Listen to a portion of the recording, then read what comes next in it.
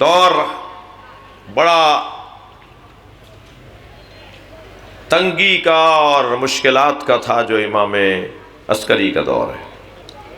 حاکم گھوڑے پر بیٹھا ہے، امام کو پیدل چلا رہے ہیں، اور جس کیفیت میں امام کو لے کے چل رہے ہیں وہ دنیا کے نزدیک گویا توہین ہے کہ پیدل چلاؤ انہیں۔ شراب کے نشے میں دھت ہے، خاص طور پر یہ جو گندگی ہے نا جسے شراب کہا جاتا ہے، اس کا تو دور دور سے تعلق حسین والوں کے ساتھ نہیں ہونا چاہیے، اس لیے کہ جب کبھی اہل بیت کی توہین کی گئی ہے تو اس نجس کیفیت میں کی گئی ہے۔ امام عسکری کو بھرے دربار میں لایا گیا ہے اور حاکم شراب پیے بیٹھا ہے اور کہتا ہے مجھے غزل سناؤ، اور میرے مولا نے جس انداز سے فی البدی اشعار کہے ہیں اور اس کا گویا نشہ اتار دیا، وہ ہنر اہل بیت کا ہے۔ اگر آپ کی قوم کا کوئی محترم شخص ایک دن بھی اسیر ہو جائے تو ساری قوم پریشان ہو جاتی ہے۔ کبھی غور کیا کہ امام عسکری کتنے دن تک زندان میں تھے؟ امام موسیٰ کاظم علیہ السلام 14 سال قید میں رہے۔ وہ چاہنے والوں کے لیے کتنی آزمائش کا وقت تھا۔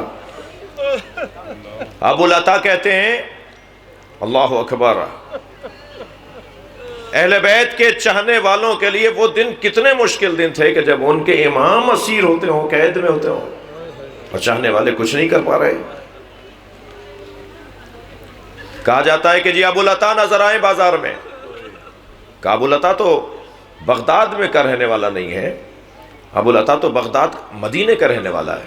ڈھونڈ مچی، معلومہ فلاں سرائے میں ٹھہرے میں، بلا لیا ابو العطا تم یہاں کیا کر رہے ہو؟ کہ میں کسی ذاتی غرض سے آیا ہوں، کہ اپنے شعر سناؤ، شاعر ہے بہت بڑا، شعر سناؤ۔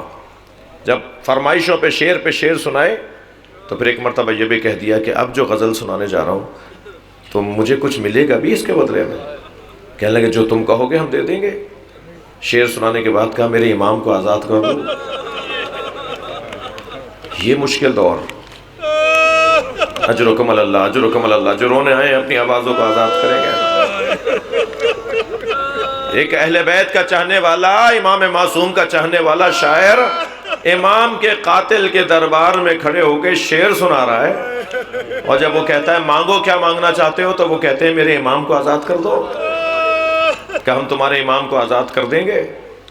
اور جب یہ خبر ملی کہ میرے شعر سنانے پر میرا امام آزاد ہو جائے گا تو ایک چاہنے والے کے لیے کتنی عزت کی بات ہے۔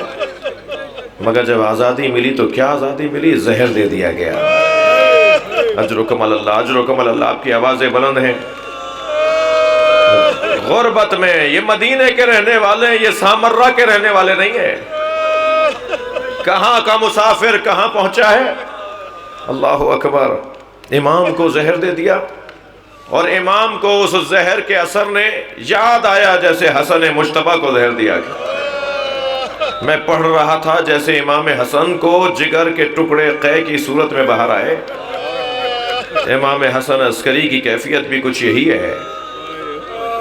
اجرکم اللہ، اجرکم اللہ، اجرکم اللہ۔ جب امام حسن کو قے آ رہی تھی نا اور جگر کے ٹکڑے باہر آ رہے تھے تو تشت لیے امام حسین بیٹھے تھے، تو اس وقت میں خبر آئی کہ زینب آ رہی ہیں، تو امام نے فرمایا بھائی حسین یہ تشت اٹھا لو، میری بہن برداشت نہیں کر پائے گی۔ میں ہاتھ جوڑ کر کہوں گا امام حسن مجتبیٰ سے مولا آپ کی بہن کا بڑا حوصلہ ہے، یہ 70 قدم کے فاصلے سے بھائی کو ذبح ہوتے دیکھے گی۔ اجرکم اللہ، یہی کیفیت امام عسکری کی ہے۔ آخر امام شہید ہو گئے، غسل و کفن دیا، جنازہ تیار ہوا۔ اللہ اکبر، بلائیے امام زمانہ کو، مولا آپ کے بابا کا پرسہ ہے، ابھی آپ امام عسکری کے تابوت کی زیارت کریں گے۔ تابوت کی زیارت کرتے ہوئے آنکھوں میں آنسو لا کر تابوت کا بوسہ دیتے ہوئے یہ بھی سوچ لیجئے گا شاید اس تابوت کے نیچے امام مہدی موجود ہے۔ مولا یہ آپ کے بابا کا تابوت ہے، مگر سلام ہو امام عسکری پر، آپ کا جنازہ اٹھایا، ہزاروں لوگوں نے شرکت کی، سلام ہو حسین ابن علی پر، جن کا لاشا 3 دن بے گور و کفن رہا۔ ماتم حسین